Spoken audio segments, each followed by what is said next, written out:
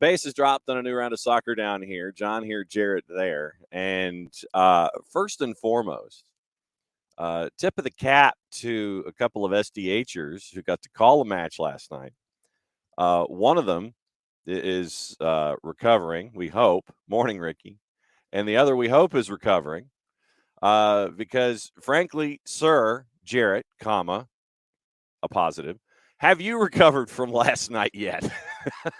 In theory, the problem is when you get out of the stadium at that hour, I'm too lazy at that point to make food at home, and finding food becomes a bit of an issue. Now, I did make plans ahead of time, and I squirreled away emergency popcorn for after the game. There you go. And that at least got me on the road. But then, I had to figure out what was open, and it's a long haul back to Woodstock. So it's eventually you just find that the Del Taco is open, and you just make do. Attaboy. And then you just think about, that's a couple of years off my life. That's fine. The damn game took a couple of years off my life too. So what's the difference at this point? Exactly. So here's the short version of how Jarrett's night ended, courtesy of our friends at the morning show at 92.9 The Game. Joel, 1v1 with O'Toole. Joel into the 18 to Lennon. Lennon pops it back, top of the 6, headed on, and in! Goal! Goal! Goal! And it's Nick Firmino!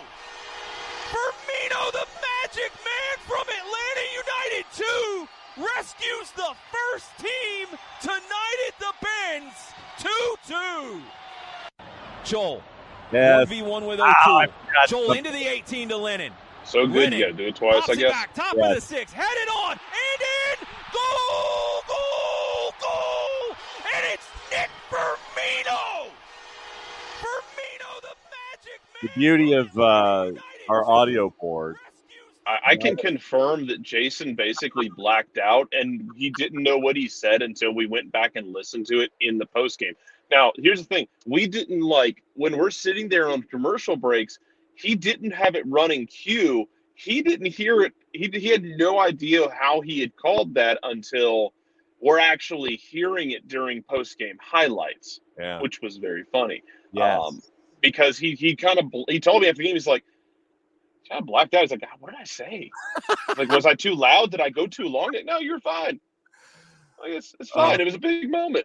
It was an insane moment. And look, you want to start turning these draws into wins because you're okay in the table, but the East is kind of convoluted. You had some results go your way in other places, like Philly and Orlando playing to a stupid ass draw. Mm-hmm. Nashville losing to Montreal again. You do not want Montreal in a home game in the playoffs. We talked about it yesterday morning, and they beat Nashville. I mean, you don't want to have to go to Stade Saputo in the fall. You don't want to walk into that building. But so you got some things go your way, but you want to turn these into wins. But as I said last night, man, it's a little bit of something better than a whole lot of nothing. And you got a little bit of something from Nick Firmino. And what a moment for him. Because we've watched him with the twos now for over a year. And he put in a lot of thankless work playing more box to box last year. Or he impacted games, but he wasn't being, the guy to rack up stats, to be in the limelight. Well, this year he has been. He has 8 goals in the MLS Next Pro season. That's his 9th goal in all competitions. And it's so well worked, man, on the right side. I implore you go check out not just the finish, but the buildup between Joel and Lennon was really good. They both threatened that run twice, kind of got New York City a little gun shy and a little confused, and then Lennon's able to get to the end. It's the second time in like 5 minutes Lennon had done it. Right before that, he flashed a low cross across the box that was begging someone just to turn it in. He was really, really good at the end of the game there. Machop Chol was an absolute godsend when he came on in the second half. He was all over the field. The first touch he has is he makes that run through the middle, where he's just like dribbling through tackles and then fires it, damn near sneaks it in near post. I was talking to Doug Roberson after the game, and Doug was saying, he said when he shot it, he said the way it hit the side net, he said I thought he put it in the back of the net near post. And we were talking about it, it would have been a religious experience had it gone in. I don't know. This is a different conversation, man. I don't know if Chol is a starter, and I'm kind of hesitant to start him right now just because he is so damn good off the bench. Like, some dudes have to be in the start of the game to find the flow of it, but Chol seems to be just fine, like jumping into the flow of the game and bringing his own vibes to it, because my God, he was really good. Nicholas Firmino was very combative. So was Mateus Asetu. They both came in when, Jay Fortune needed a breather. And that one pass late from Asetu where you're just kind of like, how did you get out of that jam? Oh, I just flicked it. Yeah. That's, what? Jay Fortune has earned these starts in the midfield. Yes. Got an assist last night. He'll want to have done better on the second NYC goal, which is kind of like a weird deflection where he's trying to looks like he's trying to bring it down, and the ball's got pace, and he's trying to bring it down. It bounces off of him and falls to Ledesma, who's able to play the through ball. Like, it sucks because it's kind of like a pinball situation. Yeah. But he's earned those. But Hasetu did what you needed him to do, which is, hey man, you're not starting, but when I put you in, I need you to hit the ground running. Led the team in tackles. He was very combative in the midfield. He was clean in passing. It was the moment. The core memory for me is still the one that hurts is Tyler Wolff missing the tap in, which is hilarious in a sense to me, because the goal Wolff scores is a high difficulty goal of I'm gonna kick this hard and see what the hell happens with no angle available whatsoever. Yeah, man. I do want to point out, man, on that first goal, that's three homegrowns. Mm-hmm. That's Wolff, that's Fortune, that's Wiley. That is three homegrowns combining for a beautiful ass play on the attacking right hand side. It's a great little ball to Wiley, and Wiley's so smooth, that little back heel flick. And then I'm very sure Fortune got fouled in the box. Yeah. And I think if he hadn't scored, you go back and you take a look at that and you're given a penalty. Mm-hmm. But that's a great finish from Wolff, and the miss. It's almost like he overextended on the damn ball that's right at his feet in the box, and oh my God. Because I think if he puts that away at 2-1, boom, boom, quick hit 2-1 like that. Yeah. I wonder if New York City is done and dusted at that point. Yeah. Because look, New York, they created the first goal. It's good from Keaton Parks, man, getting to the right hand side, and then Pereira on a 1v1 where he gets Gutman leaning. Yeah. And then other than that, it's a pinball, and it's a deflection off a pinball that gives them the golden opportunity for the second goal. They created one more good chance where Guzan got big and made a save. Yeah. Otherwise, your makeshift line limited them to two good created opportunities and one really the third one's an opportunity, but it's off of like a pinball deflection. It's tough luck, but otherwise, you kept fighting, and considering all the bodies you were missing, considering you started 4 homegrowns and you had 6 on the field. 6 play. Yeah, you had 6 homegrowns involved, and none of them were afraid of the moment. Luke Brennan's in there late. Luke didn't do much because you're leaning so hard on the right-hand side, which isn't what I expected, because if you go look at the way they changed things up when they made the subs, it was like a 3 at the back. I wondered if, because, and it's kind of like a box, Jason talked about it on the broadcast, it's like a box midfield. Yep. I wondered if you were going to get Andrew Gutman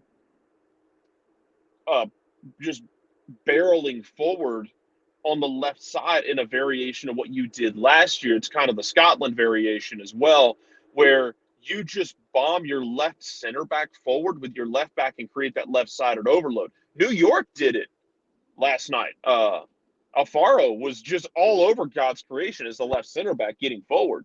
So I wondered if you were going to see that. No, you're just going to attack down the right-hand side and make stuff happen with Lennon, who look, you told Brooks Lennon, I need you to make something happen. He did. Mm-hmm. Great work from Brooks Lennon. Sorry, I'll stop now. I'm rambling. Oh, no, it's all good. No, it's all part of opening kickoff. And Sam makes a point. You mentioned how the team didn't give up down 2-1.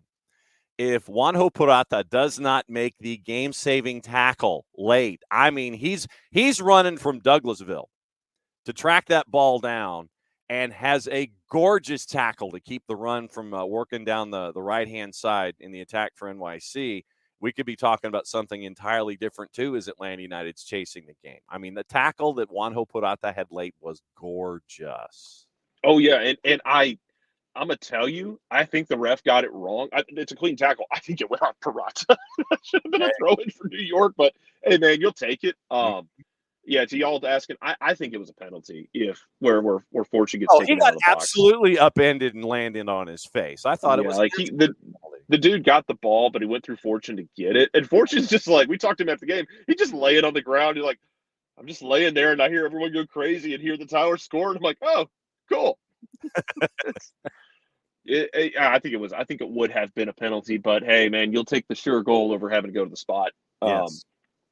Yeah, considering all the bodies you're missing, it's both goals you don't want to give up. They're very frustrating. The first goal, in out of context, that's a good finish, man. Yeah. Keaton Parks, I talked about the matchup with Keaton Parks in the middle, and they win the second ball on the throw-in. But the fact that you give it up in the first minute is infuriating. Yes. 100% infuriating. Yes. The second goal is frustrating. You don't want to give up those goals. But considering what you were missing, knowing you gave up 2 goals, good performance. Yeah, on the night, courtesy of our friends at SofaScore. A lot of 6s and 7s. Tyler finished with a 7.2 with the goal. Brooks had a 7.0. Everybody else finished with 6s that started. Hasechu came on. Chop came on. Nick Firmino came on. Each finished with a 7.2. And then you had some more 6s with Luke Brennan and Ozzie Alonso. So, obviously this is what we're talking about here for the underlying elements of the show as a part of a crazy, insane, upside-down MLS average, normal, everyday midweek day. Niko Moreno from Pulso Sports on the Soccer Bar joins us at 10:30 to give the Pacific perspective on things. But, yeah, whatever's on your mind this morning. And obviously with Jarrett in the booth last night, we get a bit of an added perspective with Jason and Jarrett on the call last night. And, I'll go ahead. I'll go ahead and I'll do this to wrap up opening kickoff. I will go ahead and do it. I'll do this. I'll go ahead and tell folks about this. Let's see. Let's do this one.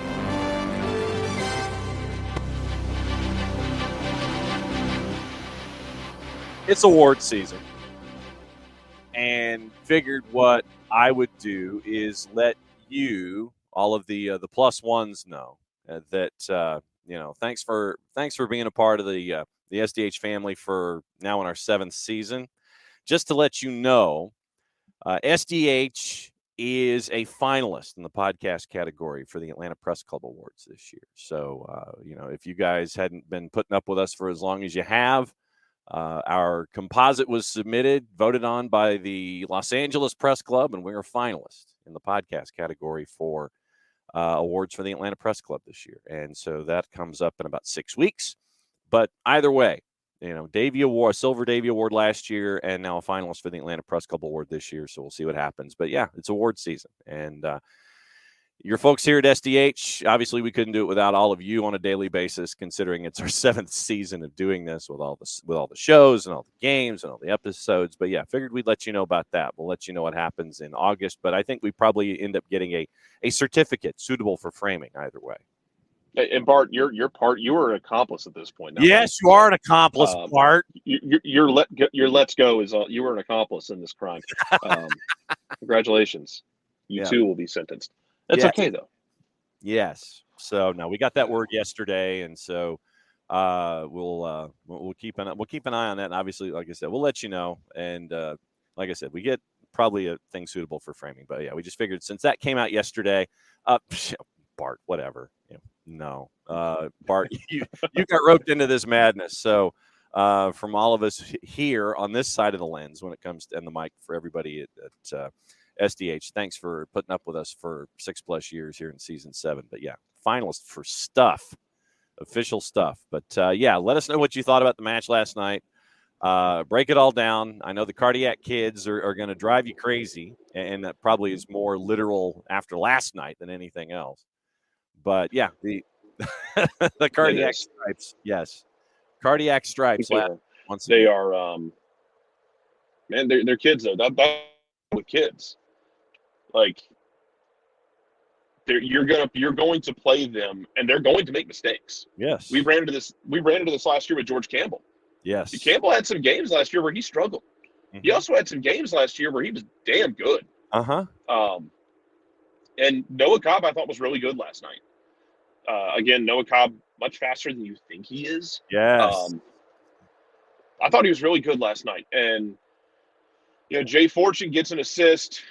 Then has that weird deflection come off of him, and it'll eat him up a bit because he's competitive, and I would expect nothing less. But really like that kid and like where he is mentally, and the way he'll compartmentalize stuff, and I'm excited for him now that he gets to go to play for Trinidad and Tobago, and he'll probably get to play against the United States in the group stage. Yeah, like you might get Jay Fortune for the entire nation to see.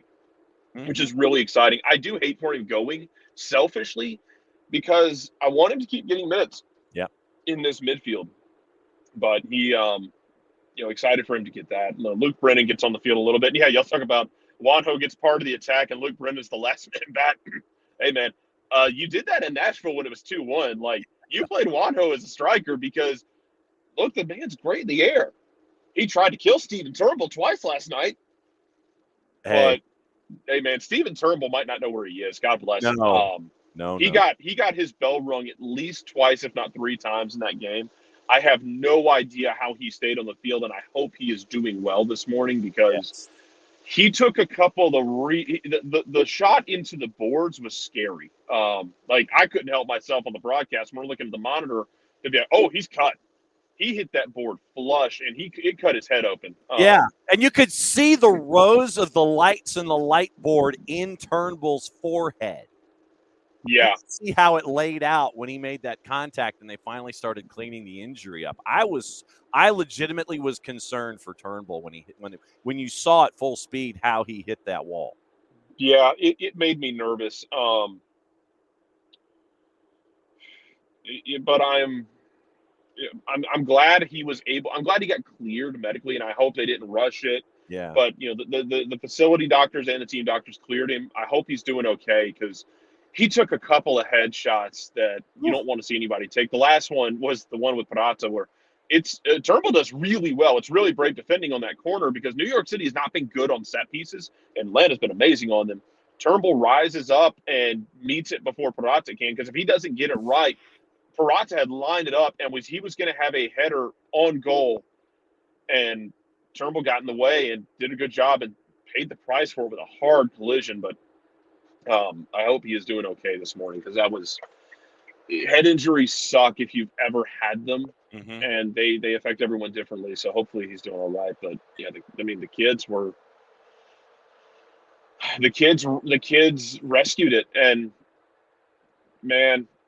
If you'd have told people before the game, hey, you're going to play 6 homegrowns and you're going to get a draw, you'd have been like, okay, you know what? We don't have a designated player on the field. Amada's not going to play at all because he just traveled 22 hours from the other side of the planet, and you'll probably have your full allotment of non-national team guys. So you'll have Giacomakis and Almada, at least in some capacity on Saturday. Yes. I think if you'd have told people, hey, you're going to get a draw playing half your team is at one point going to be homegrowns, I think you'd have been fine with it. And it's just the way it happened that it's stressful, it's chaotic, it's a lot of dopamine rush. There's also stuff you absolutely have to clean up. And that's where you're at right now, and that's what the summer window can bring you. But you hold serve until you can find where you want everything to be. But to somebody else's point earlier, I think right now Wiley and Wolf are your wingers. Yeah. Despite his miss on that tap in, Tyler Wolf, again, really good game from him. Mm-hmm. Yeah, I mean, you're staring at Tyler, and right now he's you want those folks that are that are taking advantage of the momentum that's behind them. You want that hot hand, and right now Caleb on the left, Tyler on the right. That's your hot hand. 77 minutes played. He was cramping up last night. That's why he got swapped out. 39 touches, 21 of 24 passing at 88%. One key pass. It was 2 shots on target. 1 shot was blocked. The big chance missed. How the ball ended up going behind him, I have no idea. 3 of 5 on his ground duels on the night. He overextended. Yeah. Like, he didn't have to stretch his leg that. It's like he was stretching out, anticipating the ball being there, and the ball went, like, between his legs off of his heel, then off of his rear when he fell down. Like, 9 times out of 10, he puts it in the back of the net, no problem. I don't know how he overextended that. I don't. Yeah. 3 tackles and 1 dribble passed for Tyler Wolf last night. And Bart in the discussion, he says, Bart says, I hear you, Jarrett, but the fact we had another dumb early goal because we weren't fully focused and attuned to danger is infuriating, especially because it came from a veteran player. Also, NYC FC hasn't won on the road, so it does feel like a missed opportunity. It does. That's why I said, that's what we talked about during the game, was like, it's frustrating because that first goal out of context, you're like, okay, you got beat on a weird throw in that hopped to a guy, he played a ball wide, and then a player scored from a 1v1 in the box, and in a vacuum, you're like, okay, that sucks. In the first minute, it's downright infuriating. Yes, against a team that has not won on the road, that's been winless in 10. Mm-hmm. It is infuriating. And that's why there's stuff. It's a draw that's going to feel like a win because of the context of it. And you'd have taken a draw, I think, before the game, knowing everything. Yes. But yeah, man, that first goal frustrates me more than the second one. The second one, because it has the weird bounce around where it goes like past Purata, where I wondered if he let it go because he thought he knew Fortune was behind him, and Fortune then tries to bring it down, and it takes a weird hop, and it's got pace. And that second one's weird, and it's really frustrating. The first one is not as frustrating for me as it was infuriating. Yeah. Because you can't go down in the first minute. No. It's a great response after that, but you can't be digging yourself out of holes all the time. It's great because there was a stretch with this club where when they went behind, they were struggling to get back into games. You want to get and be on top of the game. Yes. Because I think if you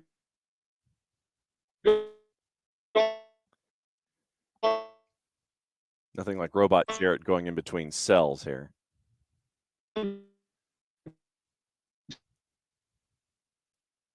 Yeah. Okay. So as we could get into reffing down here. Yeah, robots did get Jarrett. So we'll see if Jarrett improves. Yeah, Jarrett did blow a fuse. Getting into the Noah Cobb numbers, I know that Noah is getting a start on the back line. He had 90 minutes, 4 clearances, 1 tackle, 2 for 3 on his ground duels. One is 1 aerial duel, 1 foul. He was fouled once. 80 touches on the night, 68 of 74 passing, 92%. 4 of 7 on his long balls last night too. So great to see those numbers from Noah Cobb, who I think grew into the game as the game went on. So it was good to see Noah back there, and it was like you said, we talk about the 6 homegrowns that appeared by the time we were done. Have you fought back with the robots, Jarrett? I think so. Okay. Yeah, Nick says Skynet didn't want your truth known, apparently. I don't think he's wrong. No, and Emilio, trust me, I don't think fans are okay with these starts. But, No, the team's not either. Yeah. Nobody's okay with it. It's infuriating. Yes. Absolutely. Because it puts you behind the 8 ball from the jump. Mm-hmm. Fans aren't okay with it. The players aren't okay with it. Gonzo's pissed about it, I'm sure. Yes. No one's good with it. It's annoying that it keeps happening. It's great fight that you're not like laying down, and that not only are you able to fight, but you're able to find something. It'd be great that you're finding something on level terms to just get up on them. You're gonna have to do it Saturday with Red Bulls. Yes. Red Bulls was in a weird situation this week. They playing. I think they were up in Red Bull Arena. They went down 2-0 to Charlotte. Ben Bender had a brace in 17 minutes. Yes. The second, I think it's the first. Well, I forget one of the Bender goals. It's one I'd like Bart to take a look at, because Sean Nealis gets cleaned the absolute hell out in the box, and the ball as he's in his own box, he's defending, but Capetti goes through him to get the ball, and then it falls to Bender, who curls it in. It's a really nice finish, but it's one I'd want Bart to look at, to be like, hey man, I thought it was a foul on Capetti in the box. I thought he went through Nealis, but New York City Red Bulls had to fight back from 2-0 down to draw their game at home. And you got both teams played in the midweek. Both teams had to fight back for draws at home. I want to see who's got what in the tank. Yeah. Speaking of tank, you should have tank for this game. Yes, you should. So you should have Gigi. You should have Almada. I know a lot of folks were saying that they wanted Franco Ibarra to pick up that yellow card in the match last night when he had the chance. So that way he'd be out for Red Bulls and he'd be back for Philadelphia. So now you run the risk. I thought he was. I was shocked he didn't. John Freeman, I don't know why he did not card Ibarra, because he had one tackle early in the game where he was trying to break up a counter and he failed. Yeah. And Freeman played advantage. I thought for sure he was going to go back and give the card, and he didn't. He had 2 or 3 more, and I was to a point, I was like, are you going to card him? Do you? Yeah. I wonder, does John Freeman think that he's already on a card? Yeah. Did he lose track of this? I don't know. I was shocked he didn't get a card, man. Yeah, I was too. I was trying to – whose numbers were that? Red Bull's absences. That's what I was trying to look at. Y'all, Franco's not going to go 5 matches without a yellow. No, it ain't in his DNA. Not happening. Last night they were without Ngoma, Lewis Morgan, Steven Serwata with injuries. Omar Fernandez and Dylan Nealis were both questionable going into last night. Corey Burke and John Tolkien out on international duty. So that's what you were staring at going into last night. We'll see what the injury report says tomorrow when it comes to Red Bull. And like I said, you get Gigi back, you get Almada back, and you look at the matchup against Red Bulls. We'll look at it more again tomorrow. But the notion of what you were able to do against Red Bulls here at Mercedes-Benz is probably what you're laying into when you go to Red Bull Arena Saturday night, 7:39 kick. And it'll be on 92.9 The Game with Mike and Jason, 7 o'clock. My guess is it's probably going to be an abbreviated post-game show so they can all catch the flight and come back home. Yeah, get Mike. Mike's back. You get Mike Conti back. No more earpiece in at the wedding. Yes, exactly. Will says Franco can't go that long without a card on general principle. But when you look at Franco's numbers, and this is, I was catching up with the Hoff last night before we were getting ready to go to work. And I gave him, I kind of showed him Franco's numbers, courtesy of our friends at FB Ref, and I showed him the offensive numbers for Thiago Almada. And for Franco, who turned 22 2 months ago, defensive numbers, and I'll just, we'll get into the full scouting report for Franco Ibarra, other than the fact of the fouls. Passes attempted, top 40% in the league. Top 30% in pass completion. Top 1% in tackles per 90 minutes. Top 1% in blocks per 90 minutes. Top 15% in clearances. Top 20% in aerials won. I'm trying to see what other defensive numbers we can get into here. And I don't want passing numbers. Goal and shot creation. Shot creating actions in the field and defense, both in the upper half. Defense. Tackles won, top 1%. Tackles, top 1%. Tackles won, top 3%. Tackles defensive third, top 1%. Tackles middle third, top 2%. Tackles attacking third, top 20%. Dribblers tackled, top 1% in the league.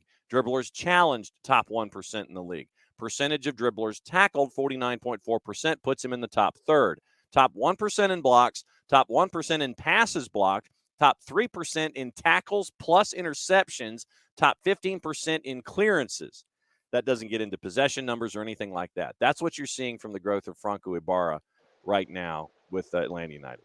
He's been so good this year, man. And if he does pick up a yellow against Red Bulls, which is if you're going to put, juice boxes, that's probably one where you put a juice box that you're comfortable with putting on that he gets a yellow in that game. I don't know what Ozzy's length is right now.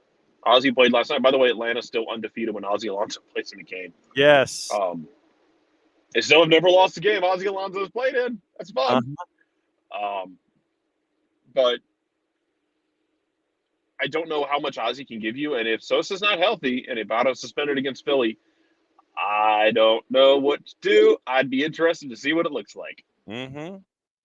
A couple of other quick notes, just like developing breaking news. Ricardo Pepi close to joining PSV Eindhoven. Price has been set. Augsburg know the wish of the player. Direct talks to take place in the next days. Augsburg in order to get the deal done. The other one has to do with Reggie Cannon, and it appears that Reggie Cannon is and Boavista are splitting up. Now a free agent after terminating contract with Boavista for outstanding salaries. So it sounds like Reggie Cannon wasn't getting paid on the 1st and the 15th like he should have been repeatedly. So now many clubs interested in monitoring the situation. That comes from our friend Fabrizio Romano. So Reggie Cannon, Ricardo Pepi updates as well this morning. And Ilkay Gundogan looks like it's a 2-year deal, done deal, signed a couple of minutes ago, 2-year deal valid until June 25 with an option for a further year. So Gundogan leaving Manchester City, and he is heading to Barcelona. It appears that now Manchester City is in the Declan Rice sweepstakes. So keep an eye on Declan Rice and Mateo Kovacic. Parzival, do we really want Ibarra on for Philly? Worried about seeing less play because they know they can fall down around him more. Interesting point from Parzival. I mean, if he gets his yellow card there, he gets his yellow card there. I mean, Philly's going to be that Philly's going to be a cage match. Oh, Philly's Philly's been a weird team this year. They rescued their draw late last night, and Rich had talked about it yesterday, man, that like Philly and Orlando plays weird games. If y'all haven't seen the Jose Martinez absolute piss missile, go find the absolute piss missile. I mean, it reminds me sadly of the Jacob Glesnes rocket at Mercedes-Benz, but I think it's better because he catches it off the bounce. He catches that thing off the bounce and hits it from like State College. Yeah. And it's one of those that, like, it's got a little bit of draw to it as he hits it. Mm-hmm. Got the technique behind it, and just Willie Mopena the life out of that ball. Uh-huh. And it's inch perfect, man. Like, we've had a lot of goal of the year candidates in the last few weeks, and that's another one. Yes, it is. Looking at everything else that happened last night, one thing that didn't happen was a game in Commerce City, Colorado. What are you people doing? You waited until 11:30. Apparently, you had to start it by, was it 11:10 or 11:15 local time because of a noise ordinance? Commerce City, Colorado is in the middle of nowhere. Dick's Sporting Goods Park is in the middle of nowhere. It's like 25 minutes outside of Denver. Yes. And so there's to a the northeast, I think. There's a noise ordinance for the prairie dogs that you have to start something by like 11:10 or 11:15, and they wait until 11:32 local time, so 1:30 East Coast time, to say, nah, we're rescheduling for later. Well, I do know they had really bad weather out there because I know that there was a concert at Red Rocks and people were posting videos. They had a hailstorm at Red Rocks, like large hail falling, like people getting hurt. Wow. Yeah. Apparently, Colorado just gets hailstorms. Like Northern Colorado having a team named that is not coincidence. Apparently, they just get hailstorms. That's just what they do. Yes. 4+ hour storm delay. J.J. Adams from the province was there, apparently. He admitted that he says due to hail, lightning, rain, and a plague of locusts. Okay, the last part didn't happen. So the game was canceled. Scheduled to start at 6:30. Wasn't until 10:45 the league finally caved in and called off the game. Yeah, so here's what J.J. Adams said from the province. Reports of tornadoes and golf ball-sized hailstorms in the area, as well as flash flood warnings, with meteorologists saying they would continue into Thursday. Lewis Tomlinson was the concert apparently at Red Rocks. Brooks Garner, weathercaster out there, said at least 9 were reported injured because of up to golf ball size hail. People had welts all over. 9 people injured because of hail last night at Red Rocks. Yes, because it's golf ball sized chunks of ice falling out of the sky.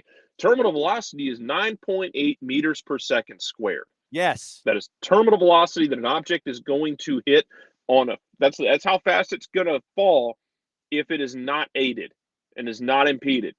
That is very fast. I'm just no update from the club at 11 o'clock. Plenty of fans who were hopeful right up until the end. Folks were in their hotel rooms in Austin, Texas, waiting for an update.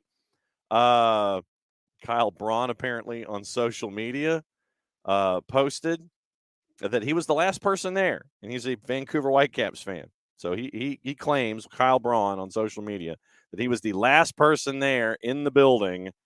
And so, yes, 9.2 meters per second squared terminal velocity. Holy-ish.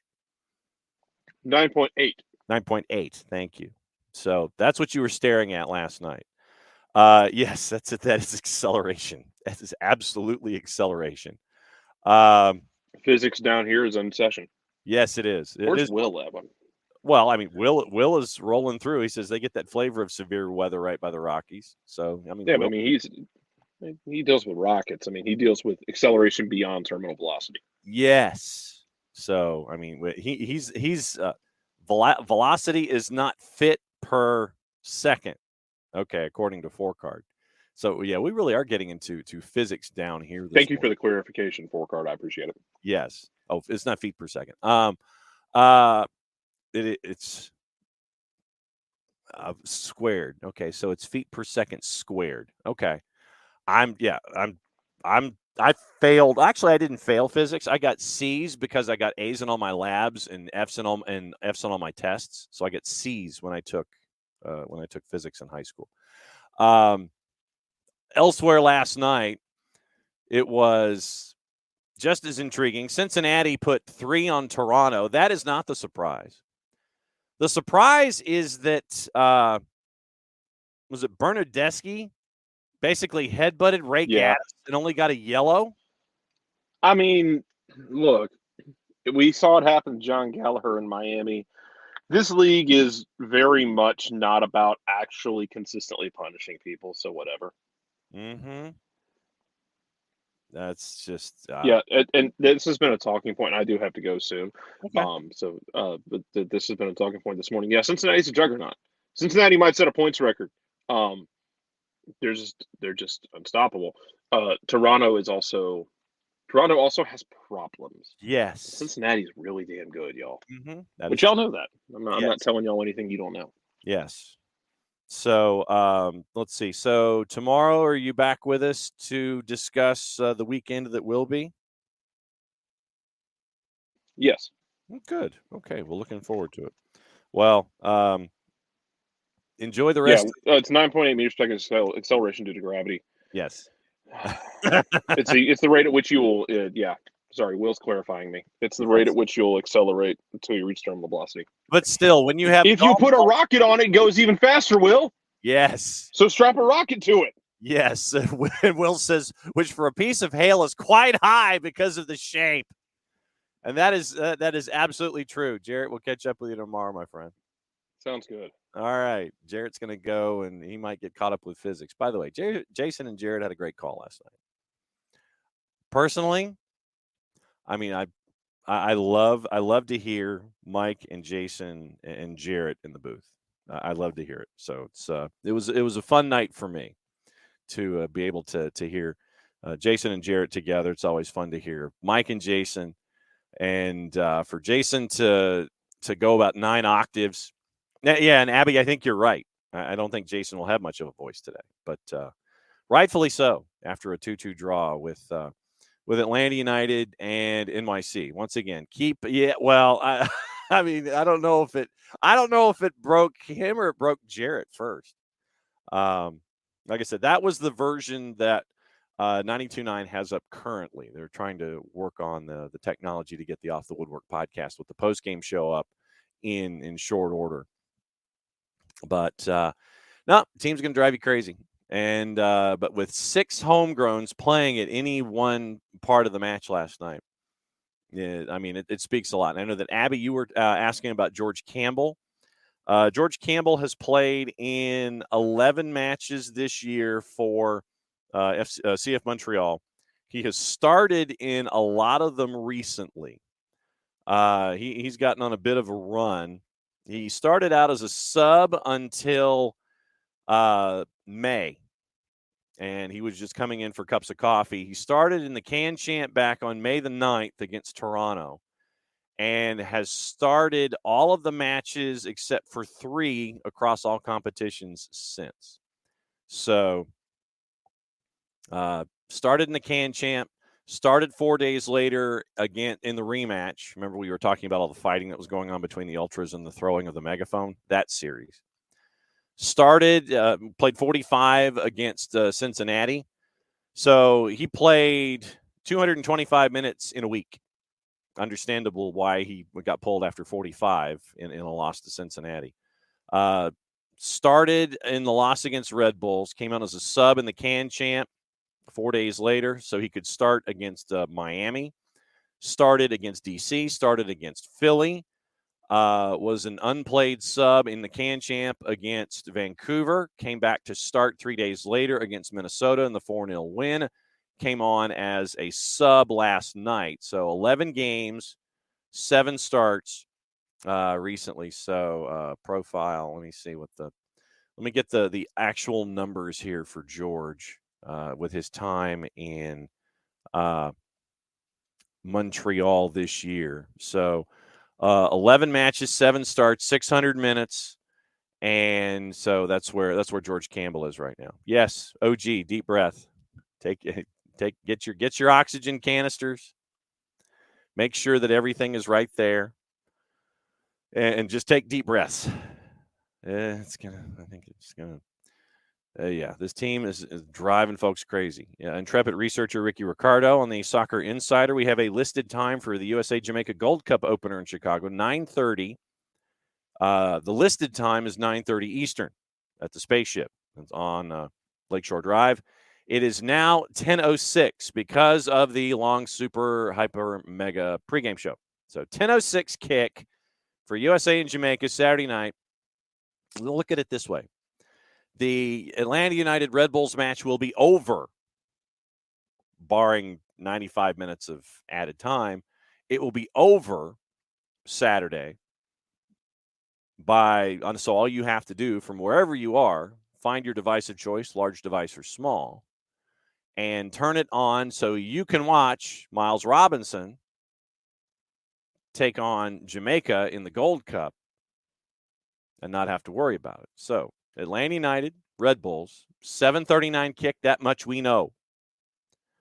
That much we know. So it was. No, it doesn't need to start that late. It absolutely doesn't need to start that late.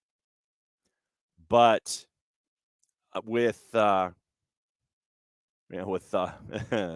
shows and times and things like that and spacing for the matches on FS1 and Univision. According to Stephen Goff of the Washington Post, he says 2 issues. 1, another terribly misleading start time by CONCACAF. Late viewing in the Eastern and Central time zones for matches staged in the Pacific and Mountain is understandable, but maddening for a game in Chicago. The matches on FS1 and Univision. FS1 is carrying taped drag racing from 7 to 9, followed by the 66-minute Gold Cup preview pregame show. My guess is that for the East Coast audience, let's check this out real quick. Now let's check the schedule for Saturday. Let's check the schedule for Saturday. I want to check and see how many East Coast and Central time zone starts there are. There's a lot of them. Okay. All right. So 2, 4, 6, 8. 8 of the 15. 8 of the 14. 8 of the 14 matches in the Eastern and the Central time zone will have started and completed by the time that match is on at 10:06. 6 matches in Major League Soccer start at 7:30. They'll be done and dusted. 6 of the 14 involving Major League Soccer will be out the door by the time 10:06 comes around for folks to watch the U.S.-Jamaica match. It's listed at 9:30 on MLSsoccer.com. It does not list an actual kick time yet on MLSsoccer.com, but I'm guessing it has to do with the East Coast audience when it comes to the Saturday games in Major League Soccer. That's why it's being kicked off at 10:06. You had your venue, you knew what your venue was, and you are staring at East Coast times. So we do have assignments for the games tomorrow. We'll go back over them as well. But for Red Bulls and Atlanta United, Rosendo Mendoza is the man in the middle. Gianni Facchini, Stefan Tanaka-Freund are your ARs. Brandon Stevens is your fourth. Jair Marufo is your VAR. Robert Schaap is your AVAR. So, yeah, that's your crew. That has been announced for the match on the weekend. No, we did not, Nix. We did not get any more info on Miles's injury other than muscle tightness. And I imagine I haven't seen any training pics or videos coming out of Chicago. I also imagine going into the Gold Cup, they're probably going to be a little bit more secretive with what they release and what they're allowed to shoot.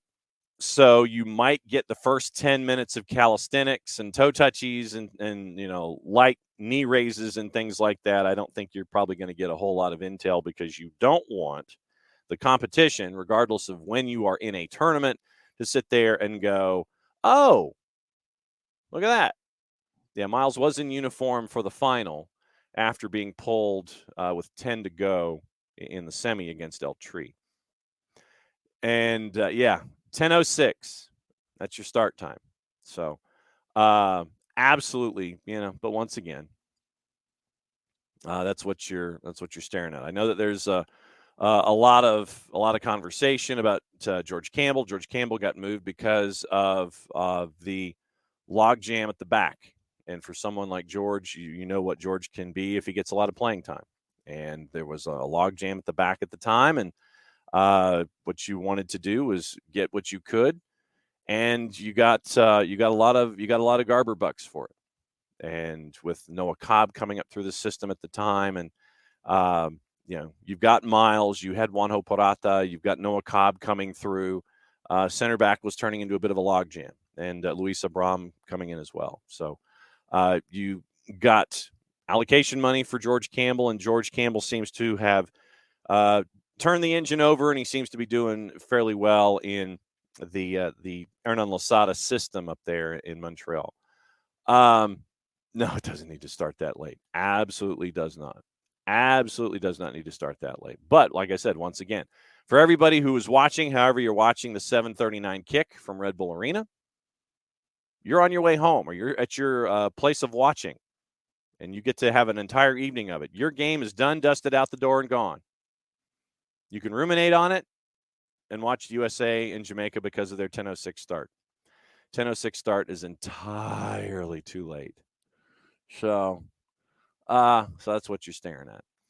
Also in Major League Soccer last night. Yeah, Montreal beating Nashville 1-0. We talked about it, how tough Stade Saputo is going to be. Jarrett talked about it in hour number 1.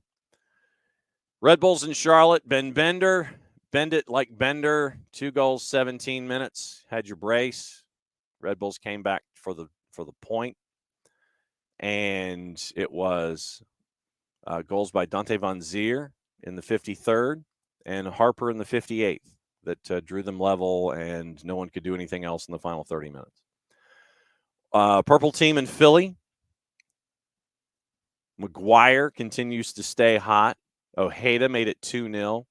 And then goals by Jack McGlynn and Jose Martinez, which is ridiculous. That's got to be at least goal of the week consideration. That was there. Also on the board, Houston and San Jose. Houston, like I said, we'll get into this a little bit more in depth with Niko with specific topics coming up at 10:30. Houston, goal by Bossi in the 3rd, Corey Baird in the 5th. 5 minutes in, you're up 2-0. Akapo scored to make it 2-1 at the break, and Ulfarsson with the brace within 12 minutes in the second half to make it 4-1. Ben Olsen's got them rolling in Houston right now. Salt Lake, St. Louis without Lewin, you know that they are in trouble without Strauss and Lewin right now. They do have Nico Giacchini, and he's seemed to have been picking up the slack offensively. Diego Luna scored in the 15th. Giacchini scored 6 minutes later to draw it at 1, but then Damir Kreilach, our favorite Bond villain, scores twice in the second half to make it 3-1 RSL on the road at St. Louis. So St. Louis, they've got to figure things out without their top 2 guns offensively. We talked about the match postponement of Colorado and Vancouver and all the physics that are involved. Golf ball size hail. 9 people injured at Red Rocks. That's just crazy. LA and Kansas City. LAG and Kansas City. LAG found a way to snatch a draw out of the jaws of victory. Caceres, Alan Polito scored in the 12th minute to make it 1-0. Caceres scores to make it 1-1. That's your score at the break. Judd scores in the 64th. But then 90+. Down in the box, Polito with the brace and the PK. 2-2, so LAG snatches a draw from the jaws of victory last night. Also, LAFC with a goal on the board. That's all they needed at BMO Stadium. That was the goal that Mateus Bogusz scored in the first minute. Bogusz scored in the first minute last night for LAFC. For those of us driving home after the full-time report, you got to listen to Dave Denholm on Sirius XM 157. So you got to hear Dave Denholm talk about LAFC in Seattle. So LAFC got the win, 1-0. So they're not scoring a whole heck of a lot. But they're getting it done. At least they have in the last 2 after hiccuping their way through the home and home with Houston. Chicago knocked off Portland last night at Providence Park. This one was a bit of a surprise. Fabian Erber scored in the 8th. Portland gets an equalizer to take it 1-1 at the break, and then Kai Kamara scores with 7 minutes to go. Chicago gets the big road win in Portland at Providence Park. Sam Tati is not back with NYC. My guess is that he's going to be placed somewhere else in the City Football Group chain. And so he will find another home. It will not be here domestically. Yeah. Yeah, LAFC. Yeah, LAFC had the goal from Bogusz in the first minute, so it was not something that was only germane to what we were staring at last night at Mercedes-Benz Stadium. It was something that happened at multiple locations in Major League Soccer last night, and also the late game. The late game with Austin and Dallas. I think we had 3 matches that had weather delays. Ethan Finley, Diego Fagundes, Jossie Zardes. Boom, boom, boom. 3-0. Austin found their offense to beat Dallas. So that's your quick rundown of everything that happened in Major League Soccer. Full rundown. And it's going to be a full rundown again on Saturday. Sunday, you have your 3 Gold Cup matches.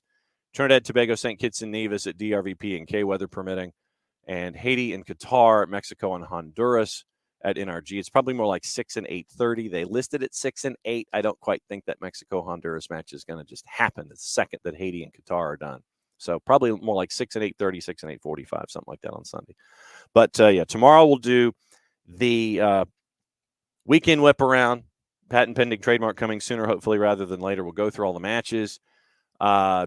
In hour number 2, our friends from Beyond Goals will join us at 9:30, and we will come into the morning at 9:05 from a hotel room in New Jersey.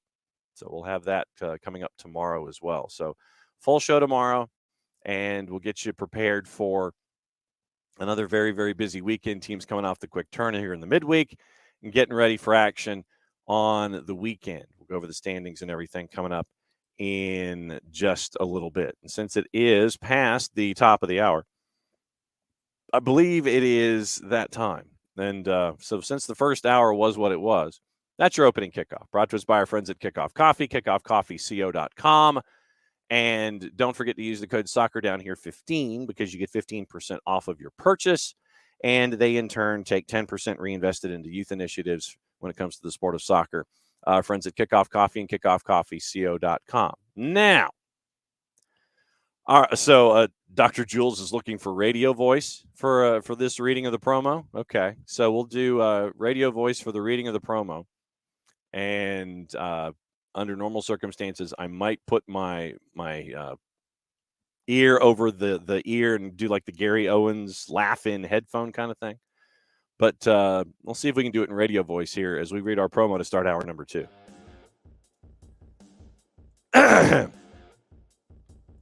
For odor-free, clean, fresh air, there's one place you need to go. It's a Lemonized Service. A Lemonized Service deodorizes enclosed spaces like houses, apartments, and condos. Bob Uecker in Major League. Lemonized Service has created a customized solution that eliminizes all organic odors, including those like pets, cigarettes, and food. Realtors and property managers use a Lemonized Service to eliminate bad odors to help them sell or rent their homes that much faster. The turnkey process makes it easy to work with said realtors and property managers. Kind of the environment. We like that these days. Offering a green way to get rid of odors without any kind of toxic residue whatsoever, because we all know about residue that's toxic. Normally it comes out green in the movie. But this is green in a good way. Lemonize is different than Febreze or our favorite masking agents that we have either under the sink or above us in the cupboard, because when we reach either under the sink or above us in the cupboard, take out the masking agent, spray it into the air wherever you're standing. There's a reason that they call it a masking agent, because all it does is mask the odor. It doesn't attack the issue, doesn't attack the problem like it does with our friends at Lemonize with their proven scientific formula. Pricing very, very easy at Lemonize. Either buy the cubic foot or parts per million to come up with a price that's affordable for you. Offering results in 24 hours or less. If you have any kind of question, large or small, complex, compound, or short, lacking in soundbite length, go to the website. This is where I grab my pen. If I could have, it might be, Dr. Jules, might be a really amazing promo read. I'd have to kind of drag it down a little further. Go to the website, lemonize.com, but do us a favor, considering I don't have a pen here this morning. Actually, yeah, I do. This is where I grab my pen. You go to lemonize.com, but what you do when you're discussing SDH, you go /Atlanta, so they know what part of the world that you're addressing them from, so they can help you with your issues. Full homework assignment. ELIMINIZE.com/Atlanta. Eliminize.com/Atlanta for odor-free, clean, fresh air. Eliminize Service, proud sponsors of everything SDH after a wild and crazy midweek in Major League Soccer, and Atlanta United coming from behind twice for a 2-2 draw at home against NYC FC. Wow. Okay. Don't do that full time. All right. So that's your promo read. We got stuff going on around the planet. We'll catch up on that. Like I said, Niko Moreno coming up at the bottom of the hour, so we can catch up with Niko. Let's see. How did that promo read go? Let's see. Yeah. Jason would have been. Yes, he would have. Absolutely. Nix, he would have been timing me on this one, chastising me for the length of time that it would have taken me to read the promo.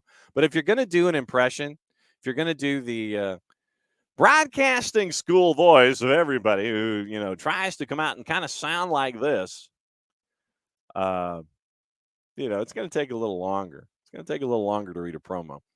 Yeah, Dr. Jules. And outside, the count's 1-1. Dr. Jules, thanks for hanging out with us.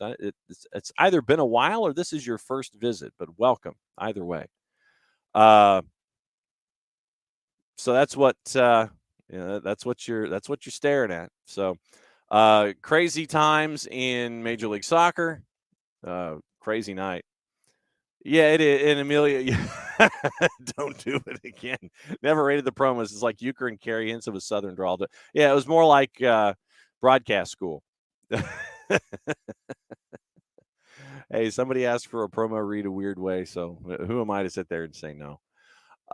Looking at all of the news that's fit to print this morning, we talked about Reggie Cannon. We talked about Ricardo Pepi. Gossip, rumor, and innuendo. We'll get into that this morning. We'll get into everything that you need to watch as well when it comes to the action on the tube. Newcastle closing in on a £60 million deal with Sandro Tonali. If Nick can get away either today or tomorrow to address this situation, it is big. It is big, and it's not just because Tonali would be leaving on a transfer to Newcastle. It is the layers upon layers of backstory and background that you need to know when it comes to this. So next time Nick comes on, it'll be Soccer Over There. We'll discuss Tonali and Newcastle and the knock-on effects. This is big. So put this one in your file. Put the Post-it note on this particular story. Post-it note on AC Milan, Newcastle, £60 million, and Sandro Tonali.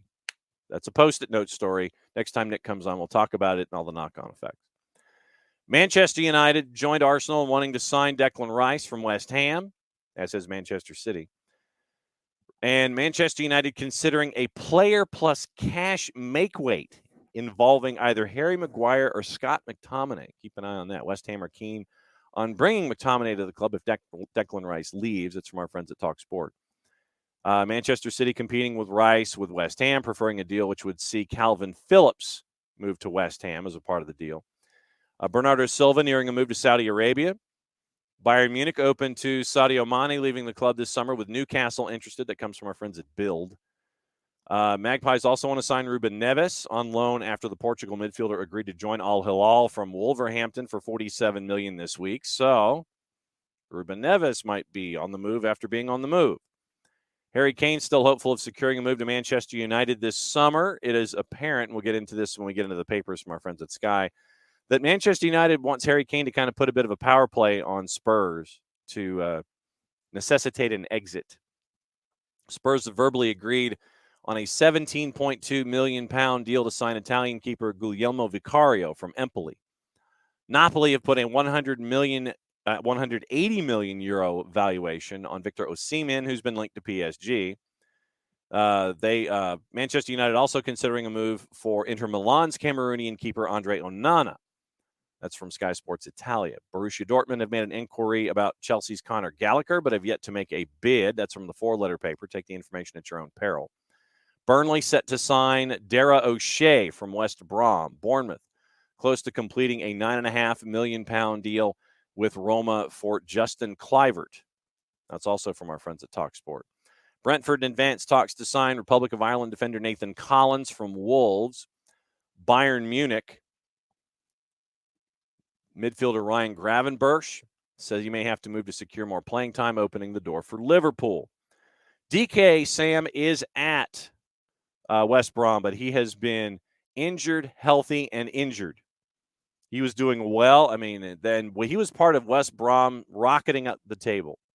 They were in a mess early on in the year. He comes in, they hit this unbeaten run, and it got them to be a part of the promotion playoff discussion. DK got injured again. They dropped again, and that's probably one of the main reasons West Brom is in the championship again this year, as opposed to chasing after one of the spots for the Premier League. Juve offered Adrien Rabiot a new deal ahead of his contract expiring in July, but he would prefer a Premier League move, with Manchester United and Newcastle interested. Crystal Palace defender Joachim Anderson is a target for Newcastle, but the asking price could be an issue. Daily Mail, 4-letter paper, take the information at your own peril. Jorginho wants to stay at Arsenal despite interest from Lazio. Hakim Ziyech is nearing an £8 million move to Al Nassr.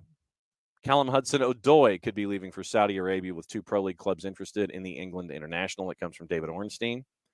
West Ham on the verge of appointing Tim Stuyton, who left Bayer Leverkusen in March, as their new technical director.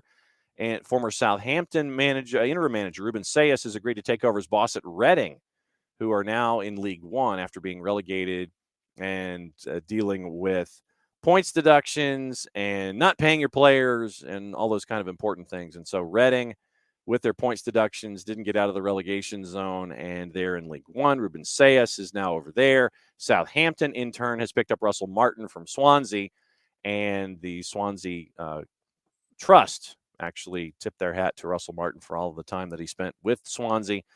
Now he's over at Southampton, and we'll see if Southampton has any kind of a budget to help Russell Martin as they try to get back to the Premier League.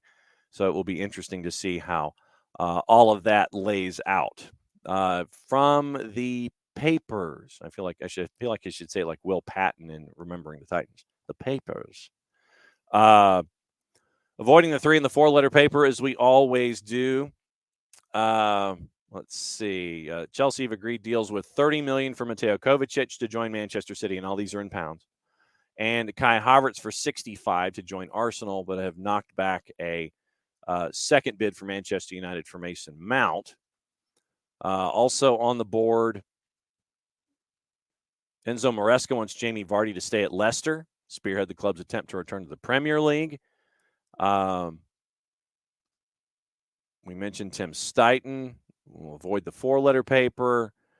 Mentioned Ryan Gravenberch. Daily Mirror, Crystal Palace face losing keeper Vicente Guaita this summer amid interest from Valencia. Scottish Sun, Gavin Strachan turned down the chance to become Shrewsbury Town boss to stay at Celtic. Celtic target Odin Thiago Holm is undergoing a medical in London ahead of his transfer. Daily Record, return to Rangers for fan favorite Joe Aribo is being touted by some fans. Michael Beale left searching for a Malik Tillman replacement going into the new year. Ange Postecoglou set to be handed a 9-figure war chest in his first summer as Spurs manager. And Cyril Dessers remains keen on a move to Ibrox, waiting for Rangers to make another offer. So that's your gossip, rumor, and innuendo. DM Tim, thanks for hanging out, as always. Knicks, in discussion of soccer over there, find it objectively funny with all the hand-wringing and pearl-clutching in the EPL with the Saudi League buying all these players. Oh, you mean like you've been doing it like with every other league for years? Don't get me wrong, don't like this Saudi League, but and Knicks thinks Vardy will stay and try and help him get him back up. Not sure it's enough, but try to get him back up. But, yeah, I mean, it's going to be a tall order for Maresca, considering what the finances have been in the past for Leicester City on the Premier League level, and now having to try to do it from the championship with parachute payments over the next 3 seasons. The further away you get from parachute payments, the more difficult it's going to be for you to function and try to chase after something in the Premier League. It was the second, third, and fourth division fixtures were also announced today in England, and it looks like Wrexham is going to start going up against the team that we don't mention by name because they left Wimbledon and went to the suburbs to their own shiny new building. So, we don't mention them, but Wrexham and the team that decided to leave town when they were the original AFC Wimbledon.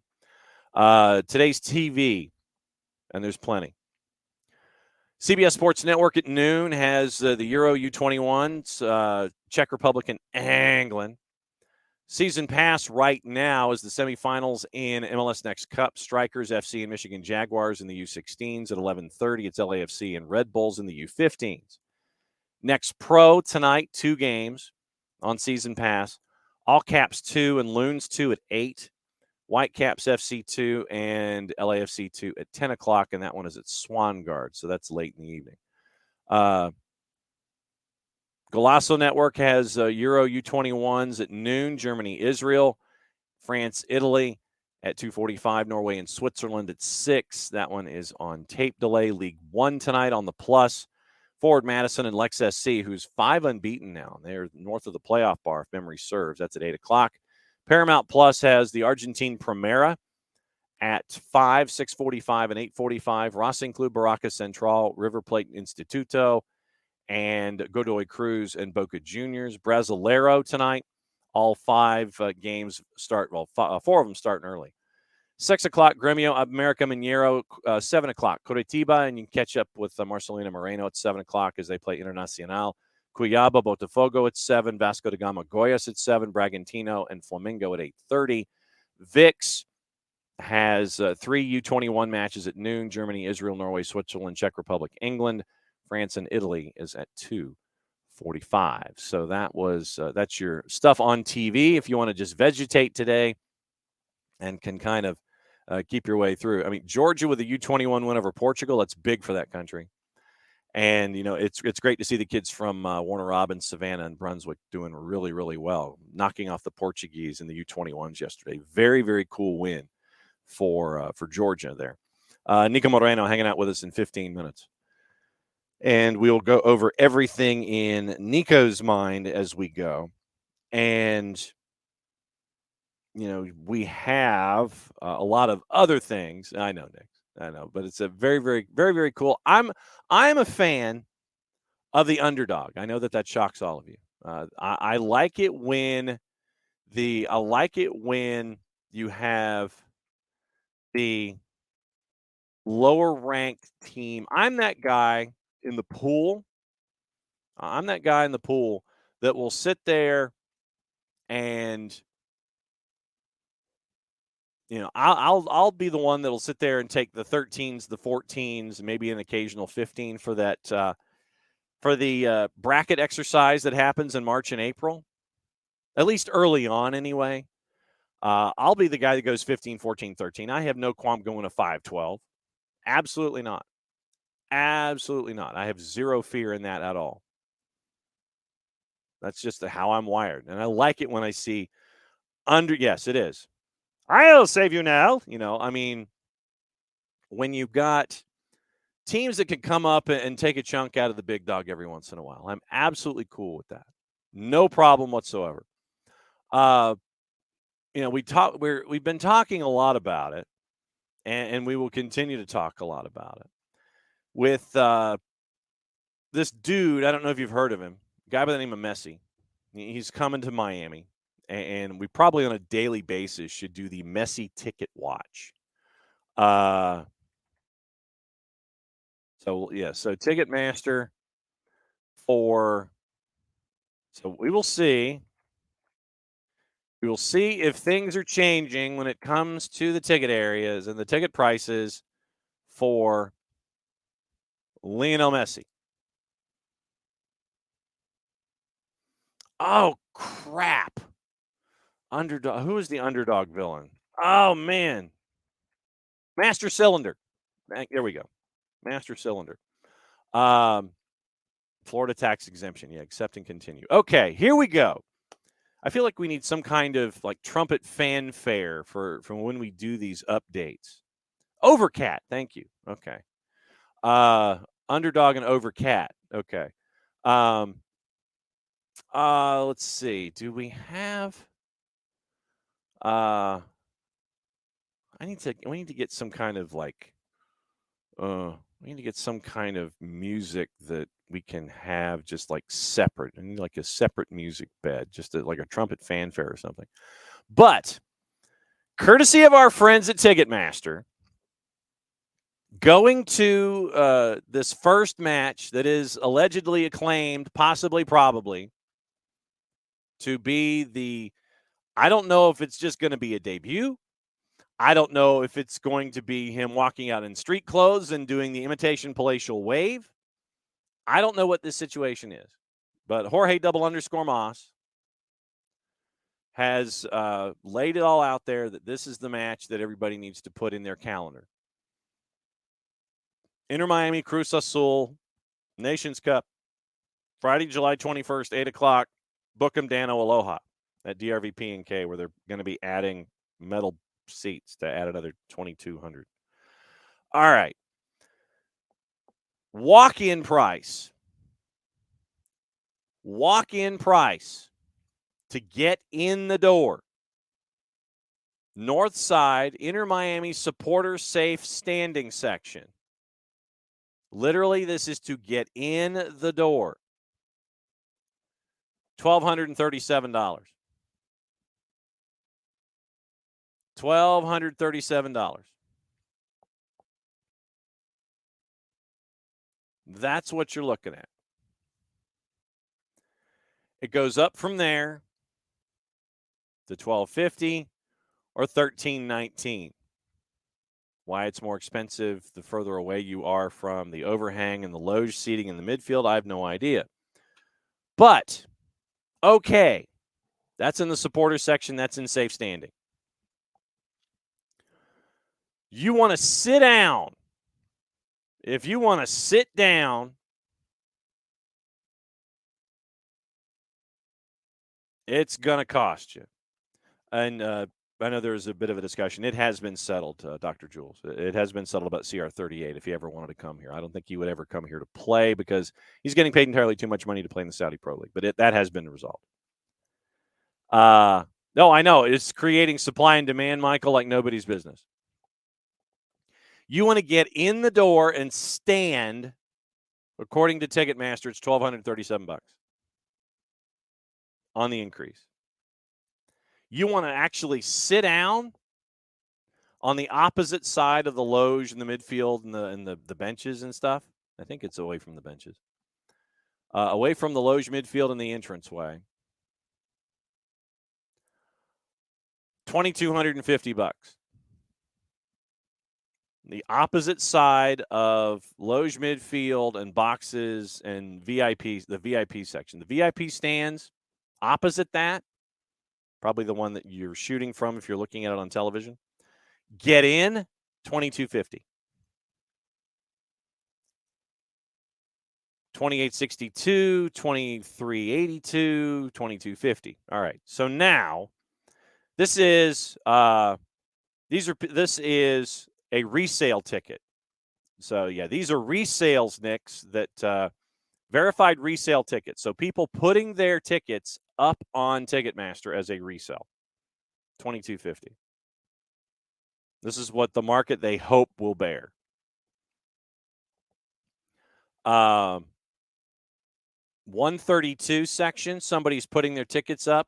2 tickets, $3,800 or more.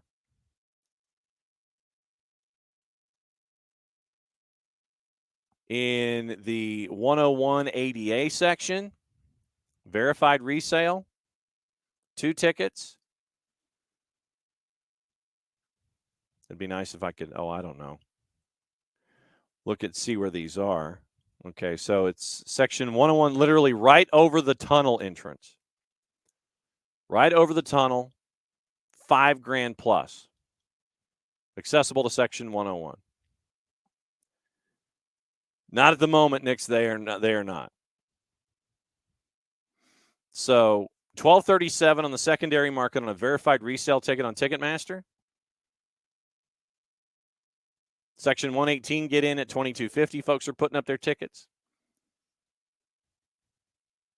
Loge midfield VIP section Upwards of $5,000 is what folks are putting on the market. We'll see if this increases, but there are very, very few tickets available. It is in total. Let's see. So Stave standing, I can't really say. So it was 2 there, 4, 4,700 to be in the end zone. So Section 120's got a lot of resale tickets available. 42, 50, 54, 62, 68, 72, 76. So it looks like right now there are 76 resale tickets available for this first match. Standing with the supporters groups at 1237, folks asking for 2250 and higher on the section of the section of the stadium opposite the players' tunnel. So that's what you're staring at here. So I feel like we need to have that as a running update as to what things are staring at when it comes to all of these lovely ticket prices. The Delta Club, wow. Delta Club, Abby going for as much as $9,000. Yeah, well, and Sam, this is what I wanted to get into. When it comes to Messi in Major League Soccer, before Niko joins us. Gareth Bale was interviewed by our friends at The Guardian. Headline: Bale says Messi will enjoy MLS because losing has no consequence there. Bale believes Messi will enjoy life away, making his debut July 21st. Believes pressure will be negligible compared to his experience at Barcelona, PSG, and Argentina. Bale told BT Sport, quote, "It's a lot more chilled. If you lose at Real Madrid, it's like the world has ended. You're crucified, you feel down, you go home, and you're not happy. They accept losing a bit more in Major League Soccer. There is no consequence. You can't get relegated over there. When you lose a game, you go on to the next one. They accept losing a lot better over there. They know how to lose, but they celebrate every win like you've won the championship. He will definitely enjoy it." So that's Gareth Bale for you. They accept losing a bit more in Major League Soccer. Okay. No consequence. You can't get relegated. When you lose a game, you go on to the next. They accept losing a lot better over there. I don't know if accept losing is the right way to phrase it. But no, Ricky, it's not. Ricky says comparing Real Madrid or Barca to Major League Soccer is not a reasonable comparison. Sam, not afraid anyone's going to attack you after a game. And yeah, it's better, isn't it better on a player's mental health? I mean, yeah. So we'll see. But I know that everybody's wondering about the Messi and friends and who's going to be brought in. So yesterday was supposed to be, according to Jorge _Moss on his Twitter account, supposed to be a day where you had stuff to talk about. 3 jerseys on hangers in a darkened locker room.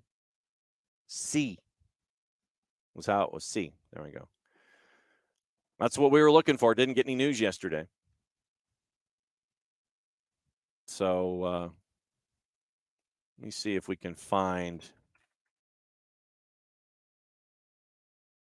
All right. So Jorge Moss. It is _Moss. So coming soon.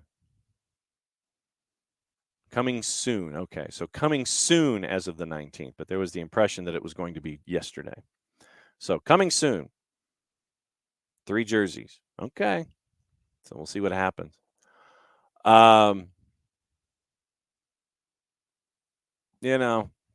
So yeah, hard when you only have 1 or 2 other teams to worry about. Sarcasm intended from Emilio. The layout for Inter Miami will be interesting. Cesar Luis Merlo says that it is going to be Tata Martino who will take over at Inter Miami. They need defensive help more than anything. And you're going to need to possess the ball, because if you don't have possession, they're going to be running past Busquets allegedly and that back line. Inter Miami needs help in a bunch of different places. The and friends can only get you so far. Tafka hated the quote. Misses the point of MLS entirely. Cooked parity into the cake. MLS sides are supposed to lose some games. No one goes unbeaten. No one holds regular season dominance for more than a few seasons at a time. Unlike Bundesliga, La Liga, Premier League, Ligue 1. Am I missing anybody when it comes to the big leagues in Europe? Am I missing anyone? I don't think I am. I would think that when you have parity, it makes everything more exciting. All you have to do is look at the standings is to see how exciting things are. I mean, it's good for the league. Yeah, I mean, it's good for the league, and it's good for league recognition. But, and if Jorge _Moss has decided that he wants to drop this kind of cash to bring in Messi and friends as he's trying to build the new stadium, which now needs to be probably 45 or 50,000 instead of the 32, I think, that's being planned at Freedom Park. You hope the investment is worth it. 2.5 years, 150 million, I think, was what we were kind of staring at for the number. That does not include the NIL part of it with Adidas and with Apple and with anybody else that wants to knock on his door. 2.5 years for 150 plus the NIL plus all that stuff. You hope that you can get more balance economically out of the deal, get some kind of return on your investment. That definitely does happen with sales. Messi getting a cut of that. Emilio, yeah, Serie A is more competitive lately than the others. It is. Nick will tell you that.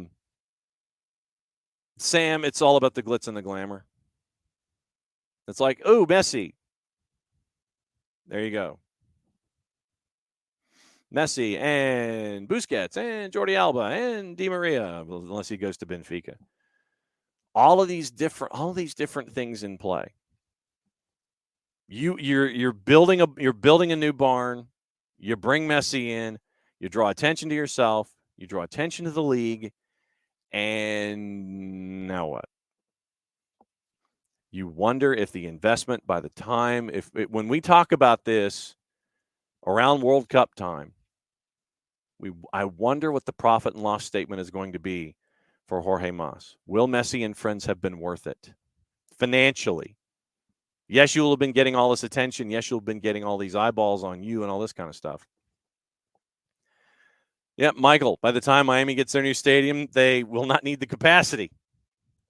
Just go to Hard Rock. Yeah, bam, and that's, part of it. I'd love to know the season pass numbers before and after.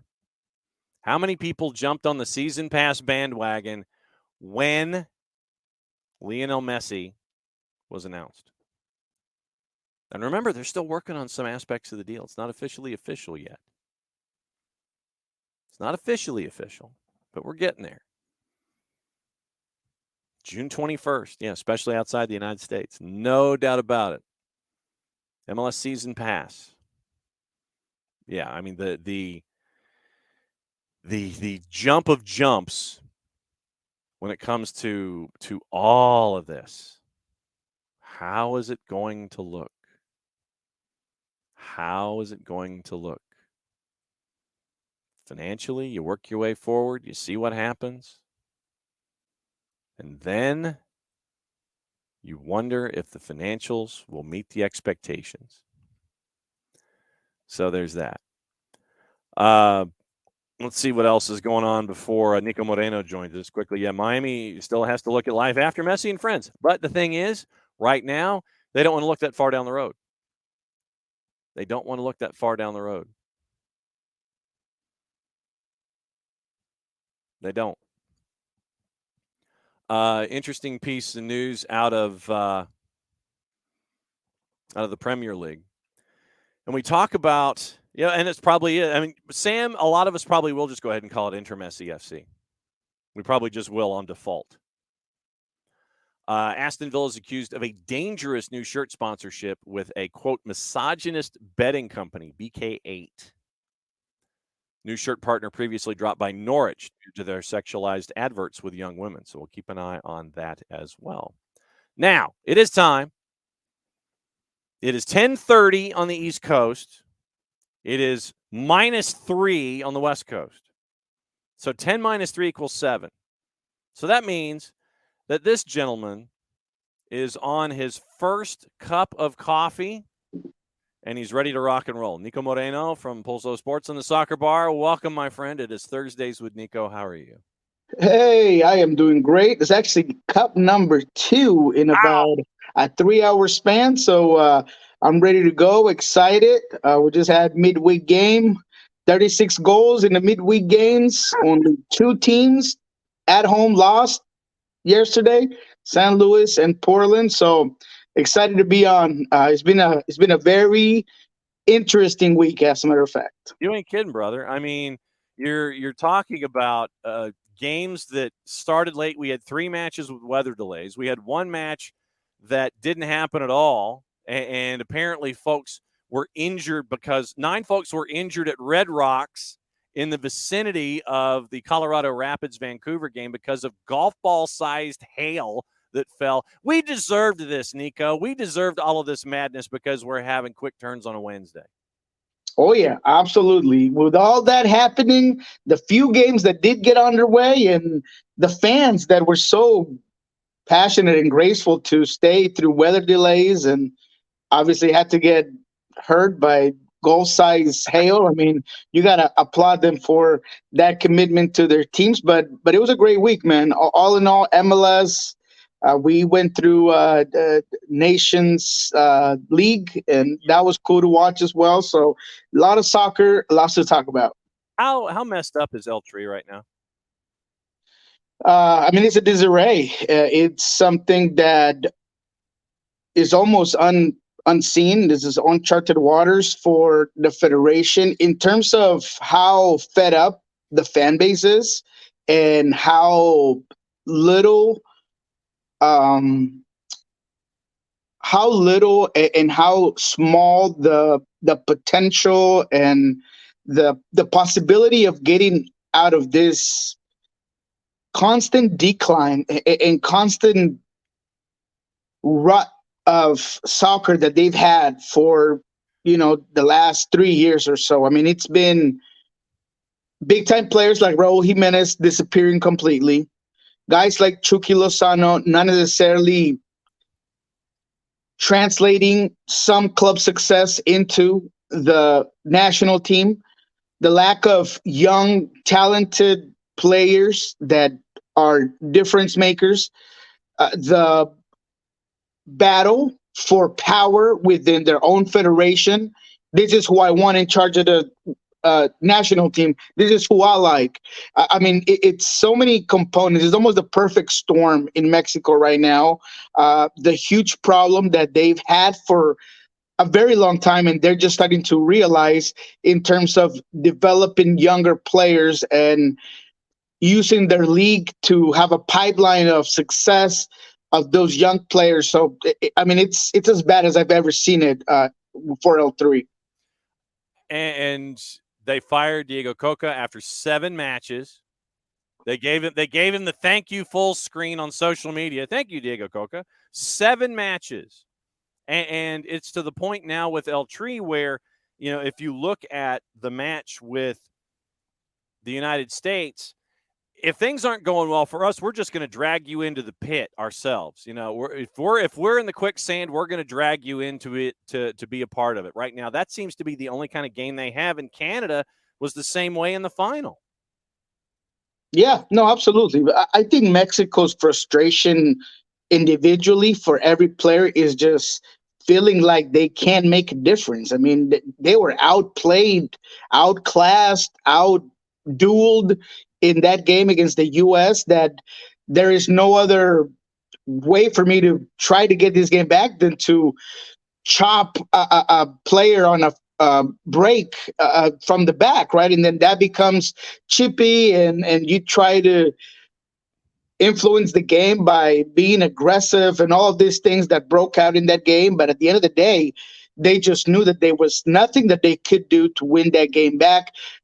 There was just too much talent on the field for the U.S. national team.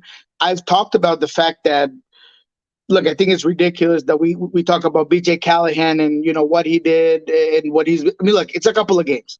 I get that you have to make the calls from the bench, and that's not easy.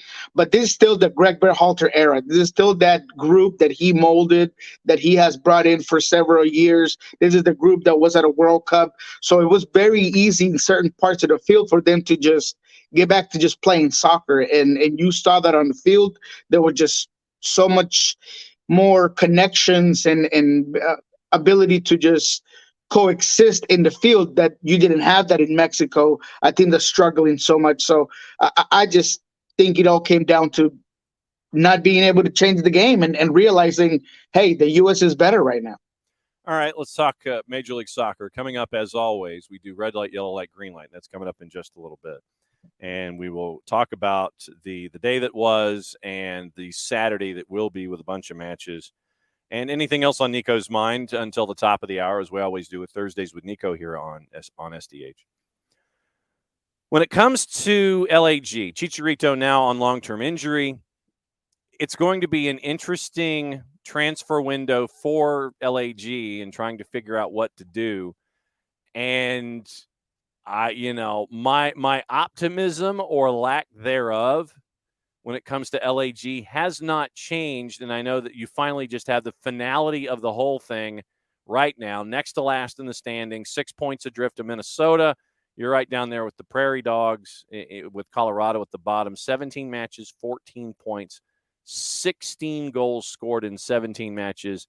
And a lot of the pressure now is going to be placed on Ricky Puig, which makes them, I think, an easy target to figure out. Where is LAG right now? They are trying to get the water out of the boat. They they've been taking in water. They are a very limited team in terms of how to approach a game and how to attack. I think they're predictable. Without Javier Hernandez, they're a little bit toothless at times. Yes, in this game against Sporting Kansas City, they come up top. They are able to get ahead. And then Sporting Kansas City, a team that is started at the basement and they're midway through the building with some quality play from Pulido, some great influenced by Saloui in the attacking end, by a midfield that's starting to really click. They get the game back, right? And it's just not enough what you have in the bench.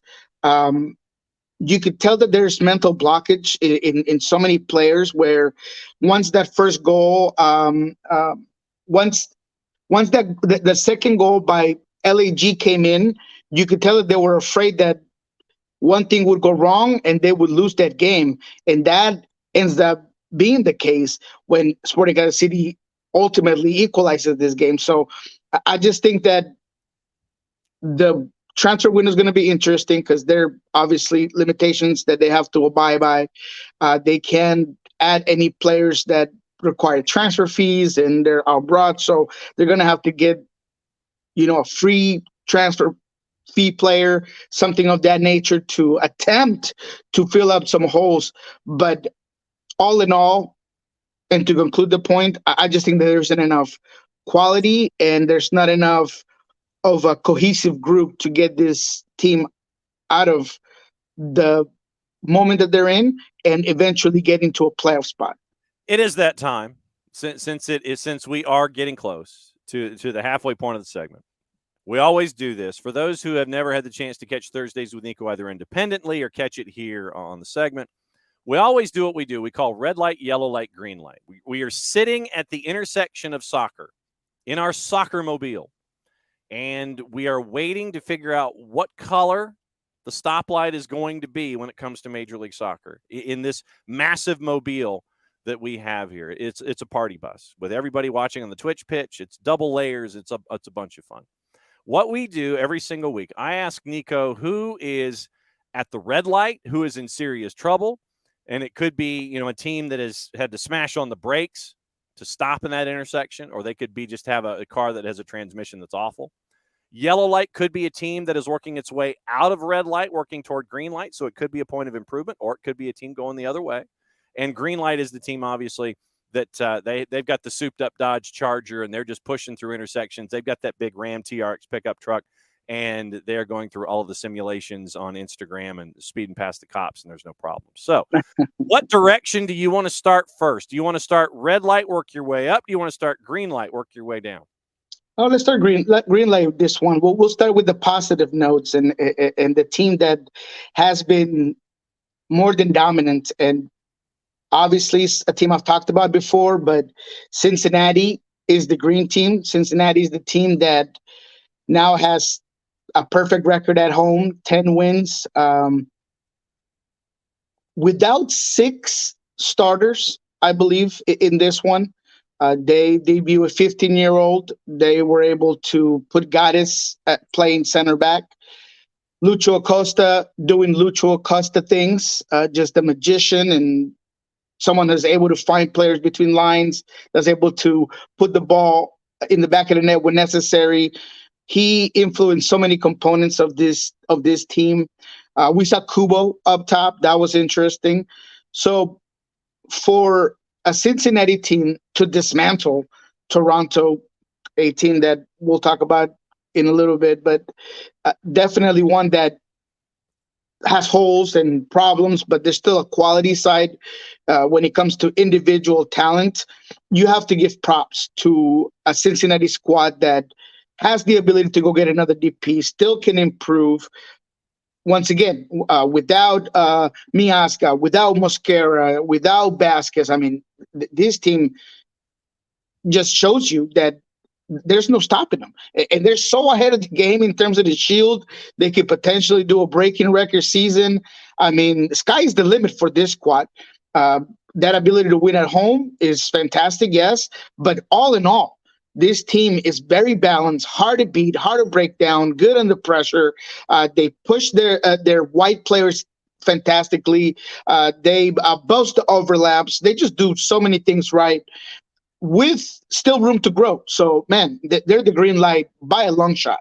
All right, so then that means what we can do with the yellow light is someone who is trending downward from green toward red, or someone who is trending from red toward green. You can always, as a part of the bylaws here, you can always name a team, the same team in subsequent weeks, but you have to come up with a different reason as to why. Where are you going with your yellow light?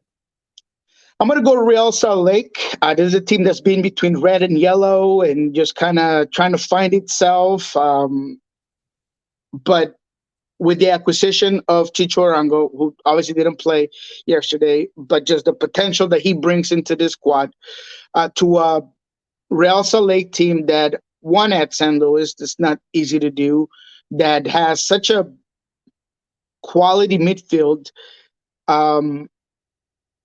I just really like what they're putting together, man. And I could only see what you could eventually do with Chicha maybe playing up top. You play with a line of 3 behind them, and you got Severino on one side, and you got Gomez on the right side, and Krylak playing the 10. I mean, Krylak was fantastic yesterday, man. That first goal where he does the dummy play, pulls the defender, and I think it's Luna that puts the goal away right behind him. Then he's part of the second goal where Luna's fighting for it. There's a little bit of a more wanting it than the other team in that goal, and Krylak finally puts it away. So there are just so many good pieces in this squad from midfield up. They still have to fix some things in the back end, especially with their fullbacks. I like Glad, I like Vera, but for me, Brody sometimes can get a little too high and leave some open areas in the back end.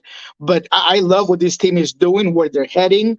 Once again, this 3-1 win is very telling to me against a tough St. Louis side, especially at home. So, yeah, I really enjoy what RSL are doing, and they're my yellow team for this week. All right, so then that leaves one color left. And who are you putting in that particular grid? So this was a tough one, right? Because honestly, there are quite a few teams that we've talked about. There's always seems to be the exact same teams, particularly for whether it's the Western Conference or Eastern Conference. But I'm just going to go ahead and be honest with you. Toronto, we're going to talk about it one more time. Yeah. Because of now with Bernadeschi and Insigne putting whatever issues and differences aside, you would think that this team would look a little bit better in offensively, at the very least. Offensively, I'm not asking you to give me a balanced squad and do a little bit of everything right, but find a niche, find a hook. Give me something that I can rely and say every single week, this is what I'm going to get. Oh, I'm going to get Insigne completely moving the ranks, being the guy that does it all. Give me Bernadeschi just changing up the game and getting goal after goal. Maybe they're getting beat 3-2, 4-3. Give me something, but there is nothing about this Toronto team that's special other than the soap opera and the potential of a fantastic Hard Knocks MLS side. I mean, if that was to happen. But other than that, Toronto is honestly one of the teams that are less exciting to watch, predictable on how bad they're going to be and how much they stumble upon themselves. So Toronto is, because of how much money there is and how much of their salary is spent and how little they're getting out of that equity, they're my red team. And they're going to be my red team for a long time if they can't figure it out. Well, and you had an incident last night where Bernadeschi thought that he should just go ahead and try and headbutt Ray Gaddis. Oh. And he got a yellow out of the deal, which is a head scratcher in and of itself. Well, the first head scratcher is, why do you think you should headbutt Ray Gaddis? The second one, the fact that he only got a yellow out of the deal. And I'm wondering if the league office is not going to look at this and extend and expand that. It just seems that with all of the drama and Hard Knocks TFC, with Bernadeschi and Insigne and all of the stuff with Bob Bradley and all of this, this to call it at times a dumpster fire seems like you're insulting a dumpster. Absolutely, and you're spot on. From just the attitude level and how frustrated they look consistently, lack of leadership by your DPs, and someone like Bernadeschi that seems to believe he's above the league, I would be more than okay with the league going and not only does the gesture, he actually hits Gaddis in the face. I've seen guys getting thrown out for less for just putting their hand in someone's face. So absolutely, the midfield as well. You got some guys back. You got Osorio. You got Kay. I mean, there is literally very little that you can say to excuse the poor performance in general by this team. And again, I don't want to take credit away from Cincinnati, but they were coming very limited, and with some homegrowns and shifting several areas. Santiago Arias is a guy that, he's still trying to figure out the league. He's been going through injuries, and he was great in this game. Gets his first goal ever in MLS. So all in all, man, I just think that Toronto, and obviously the head coach, Bob Bradley, there needs to be a rebuild of their system and figure out what they're going to do to figure it out, man, because you just can't see it. I mean, here's your lineup last night for Cincinnati. Roman Celentano, who is a college draft pick, who has turned into a fantasy madman. For anybody that wants to pick up a keeper in fantasy, go get Roman Celentano. Back three, Gaddis, Murphy, and Aldis Powell. Arias, Nwobodu, Angulo, Barreal at the back. Barreal's been a great find for them defensively. And then up top, yes, Kubo, Acosta, and Dombaji. And you contrast that with the lineup that was put out last night for Bob Bradley. Greg Ranjitsingh in net because Sean Johnson's away on international duty. And no knocking Greg. Greg has come up big he's been a fantastic keeper in USL Championship, and he's had cups of coffee in Major League Soccer at a couple of different points.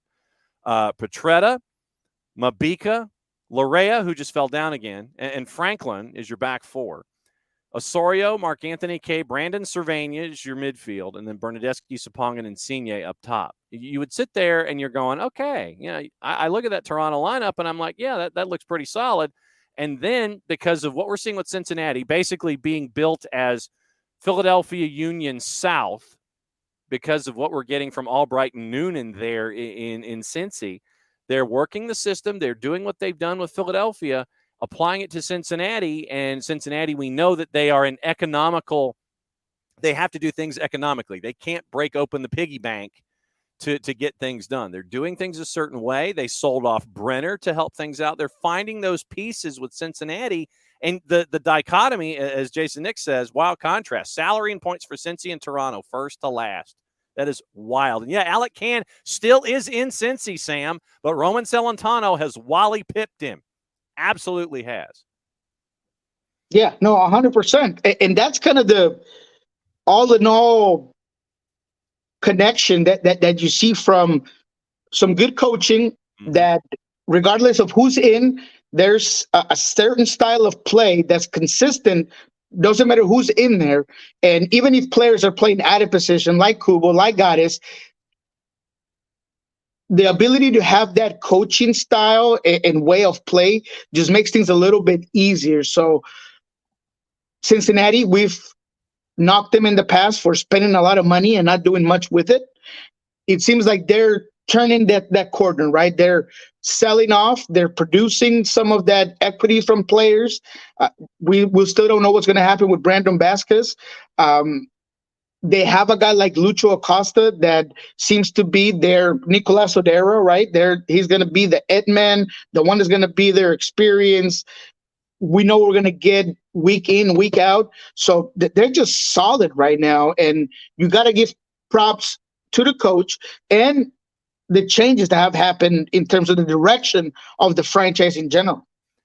One more match before we get into juice boxes for the weekend that will be. Mateus Bogusz scores in the first minute. Nothing else happens over the final 89 on the scoreboard. LAFC got the Duke at BMO last night. What happened? Wow, that was a tough game for Seattle, man. It's hard to explain because you give up a goal within a minute of starting. You get caught up in transition. Maybe you just didn't start the game at the top intensity of your game, and you pay for it. And yeah, there's a deflection. Stuff tries to get it, and that just kind of changes the game. An early goal is tough to handle, and you would expect that an experienced team like Seattle would, and they did, right? They played 50 to 55 minutes of very good soccer. Raul Ruiz had an infinity of chances. Props to obviously an LAFC team that was able to handle the pressure, that goalkeeper saved them a bunch of times. But Seattle did their job. They contained Bouanga. They were able to keep Palacios from getting too far ahead.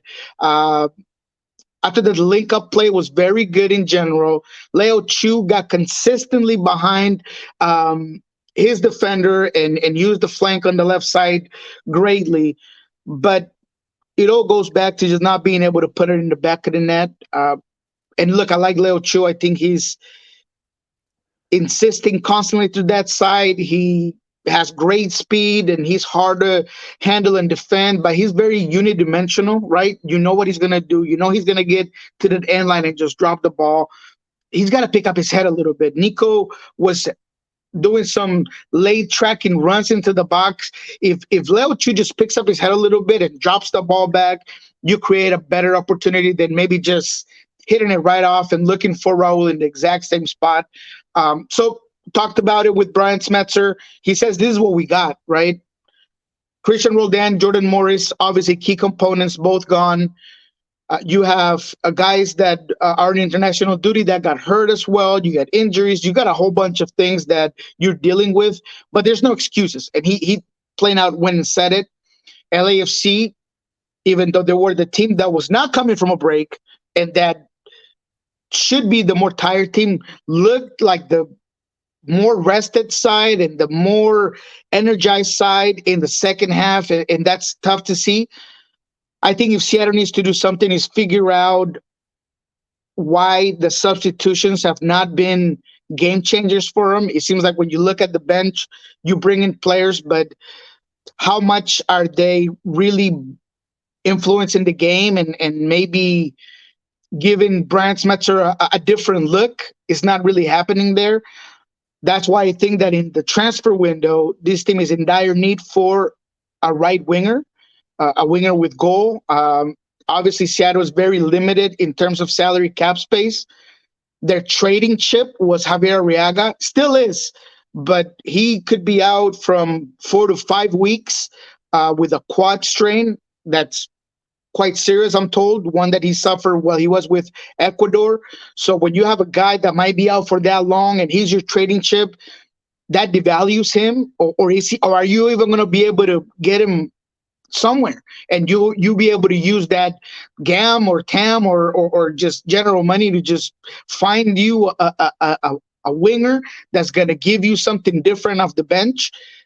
So I just think all in all, Seattle was limited and their bench, their depth just didn't quite work last night because it didn't matter if it was Baker Whiting or Kellen Rowe or Abear. They just were not able to come into the game and really give Seattle a different look. All right, 5-minute warning, and it's where we look into the weekend in selective juice boxes. I know that Seattle, in turn, has a quick turn. They're hosting the Purple Team, one of the late games on Saturday night at 10:39 Eastern. Seattle's a minus 105. Your draw's a plus 250, and the Purple Team is a plus 280. Purple Team had a lead against Philadelphia, lost it, so they turned 3 points into one, and they have to travel from one end of the world to the other to take on Seattle this weekend. Yeah, that's a tough one. I think that Orlando has a very good case to come in and do some damage. They have issues of their own.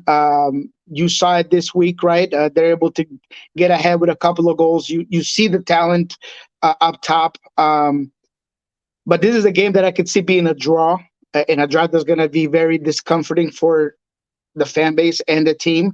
But all in all, I think that this Purple Team and Oscar Pereja usually play us well here in Seattle, and Oscar Pereja in general, ever since he was with FC Dallas. But I think this midfield and how Orlando gets forward out wide can put Seattle in some predicaments. And it's going to come down to how good Seattle can be in transition defense and rest defense and being able to contain what Orlando does well. So because I think it's going to be a little bit of a chess match, I think that your money should go to a draw in this one for sure. All right. So then what other matches do you want to roll into and discuss heading into the weekend? We've got, I'll give you the list. You can just tell me when to stop. Charlotte hosting CF Montreal, Crew hosting Nashville, DC hosting FC Cincinnati, Revs hosting your Hard Knocks boys out of Toronto, Red Bulls Atlanta United. Let's stop there. What do you think about Red Bulls, who are a minus 105 as Atlanta comes to town at a plus 275? They do have Giacomakis and Almada supposedly coming back. Yeah. What's the odds of that? Because Atlanta is the visiting team, right? Yep, plus 275 for Atlanta United on the road. Your draws a plus 258. Red Bulls are a minus 105 at home. I'll take Atlanta. In this one. Guys getting back. A Red Bulls team that you saw them struggle just now. They were able to rescue a point at the very end in the midweek game, but it looked like they were out of sorts at time. I like what I saw from Atlanta offensively. They put the ball in very good positions. I mean, Wolf is going to want that goal back where he thought that he could just run into the ball and put it in, but somehow he goes backwards. I don't even know how that happened. But I think that overall attacking movements, they were dangerous in many parts of the game in this one against, yes, a New York team that hasn't won in 10 games and is struggling.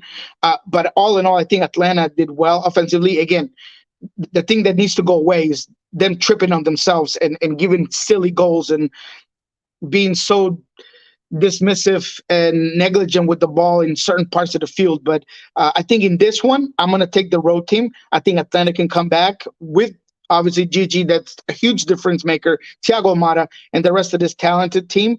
So yeah, that's a good one for me. I like that one.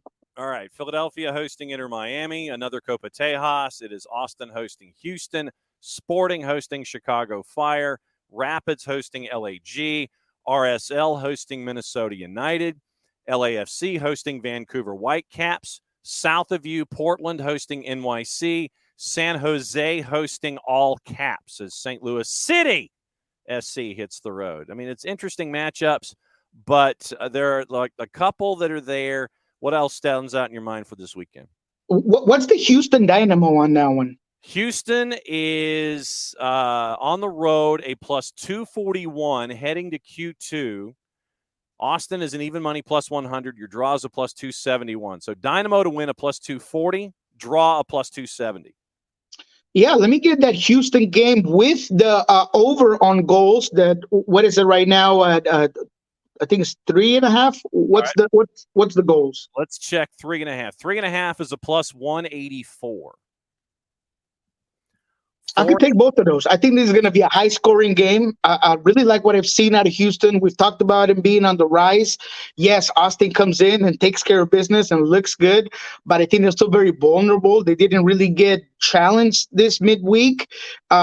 Houston on the other side, I think Ache is beginning to look like the Ache that everybody wanted to see. I like how they get on their wide play. They're very practical and vertical, and they make it very simple to get across with just a couple of passes. So let me get Houston and the over on this one. That's going to be a good one right there. I'm not going to lock it, but that's going to be one of those good games, though. I like it. There you go. All right, what's going on at Pulso Sports on the Soccer Bar?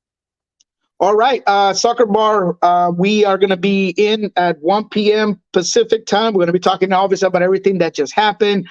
We will touch up a little bit on Nations League and kind of some of those breakdowns that have come across in terms of L3. What's going to happen next? Is it going to be Nacho and Breeze? Is it going to be El Piojo?